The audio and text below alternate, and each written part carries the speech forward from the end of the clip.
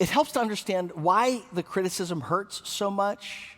If you read this passage more carefully than we have time to, you'll see that with Paul. For instance, the criticism hurts because it comes from an unexpected source. You expect it from enemies, not from friends. He thought these were friends, and they are, but they're attacking him. Criticism hurts often because it hits us where we're vulnerable. It's true that Paul wasn't an apostle like the other apostles. It's true that he wasn't impressive in appearance.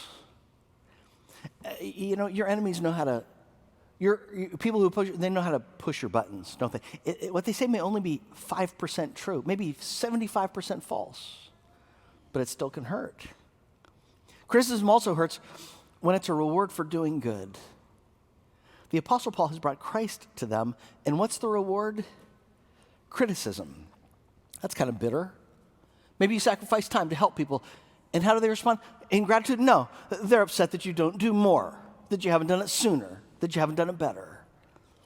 Maybe you stand up for biblical morality, and even Christians will say, well, you're just so judgmental. You need to be more loving.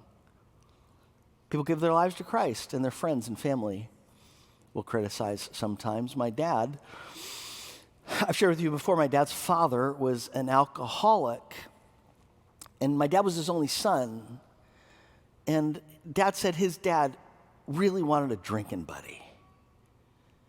But my dad saw his dad's alcoholism and his uncle's alcoholism and said he was never going to drink. He said his dad never quite got over the fact that he wouldn't be a drinking buddy for him. Maybe that's the case for you in some way.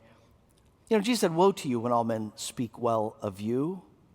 That's the way the ancestors used to treat the false prophets. There are some Christians today who pride themselves because lost people never criticize them. Because lost people are always comfortable around. They never make anybody lost feel uncomfortable. Jesus, congratulations.